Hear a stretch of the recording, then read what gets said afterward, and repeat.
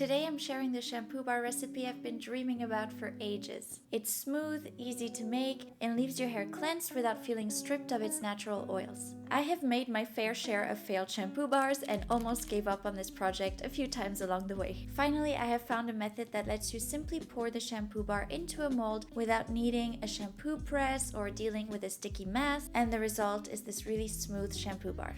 To 1 beaker, add sodium cocoa sulfate. I like it in noodle form so I don't have to wear a dust mask because the powder is really irritating for the lungs, so make sure you wear a dust mask if you have a powdered version. Okay, let's address the elephant in the room right away. I know some of you might be concerned about sulfates, but actually sulfates are not inherently bad. This fact is backed up by many dermatologists and experts. Unless you have scalp conditions like eczema and psoriasis, or you have a very dry scalp, it is absolutely fine to be using sulfates. Even color-treated hair can tolerate sulfates. What it comes down to is the formula, i.e. the concentration of sulfates being used and the concentration of conditioning and moisturizing ingredients that counterbalance the cleansing power of sulfates. Sodium cocoa sulfate is also a milder sulfate. Sodium cocoa sulfate is made up of different types of fatty acids as opposed to just one fatty acid, lauric acid, like its cousin SLS. This small difference makes it much milder. It still cleanses really well and produces a gorgeous lather,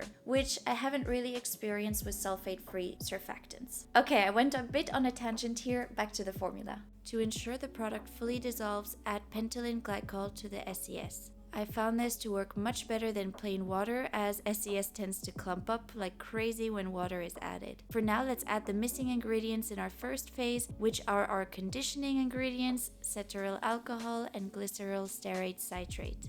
Cetearyl alcohol is always a key ingredient in hair care for its conditioning ability, and it helps to harden the bars. You could also use cetyl alcohol if you don't have any cetearyl alcohol at home. Just know that the bar might not be as hard, but it should still be fine. Glyceryl stearate citrate is a unique inclusion in the shampoo bar. Its presence here is crucial for both hardening the bar and ensuring a uniform blend of all ingredients. If you're unable to source glyceryl stearate citrate, a suitable alternative to consider is sucrose stearate, preferably the one with a higher HLB. One thing I learned the hard way with shampoo bars is that you have to be careful with how much emollients you add in them. Adding too much butters, waxes, and fatty alcohols will add drag to the hair, which will not make it feel clean. This is why I did not include any butters or oils in this, as the emulsifier and cetearyl alcohol will be enough. Place this phase on a double boiler and heat at about 80 degrees for everything to fully melt.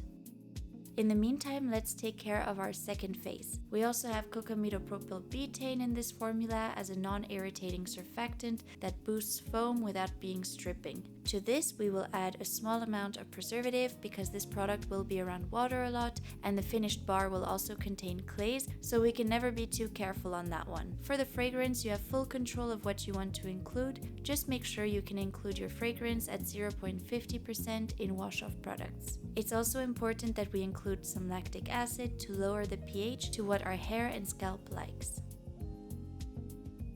You can add phase B to phase A when phase A has melted and there are almost no noodles visible. If you still see a few, that is fine, but all in all it should be quite liquid. Finally, add the clay in the mix and stir one last time. Clay will make the foam creamier, and it is a perfect opportunity to sneak some color in the bar. I have some purple kaolin clay, but you can use any kind of clay you have.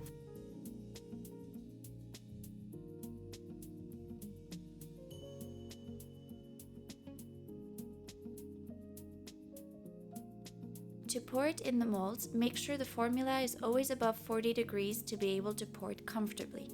Let the bar harden for at least 24 hours before using it. I like to leave it in the fridge so the bar hardens faster. I can tell you it was so satisfying to pop it out of the mold and have this really smooth result which lathers well. As I added the lactic acid, you shouldn't have to do this, but just so you know, you can measure the pH of a shampoo bar by making a 10% dilution. So for example, weigh 10 grams of water and add 1 gram of shampoo bar. Stir until dissolved, then take the reading. As you can see, it was perfect. Usually shampoo bars cost around $10 to $14 for 50 grams, and you can quickly spend over $20 as most bars come in 100 grams or more. this DIY only costs about $3 per bar. Once you made your shampoo bar, perhaps you'll want to follow up with this product. Until next time, happy making!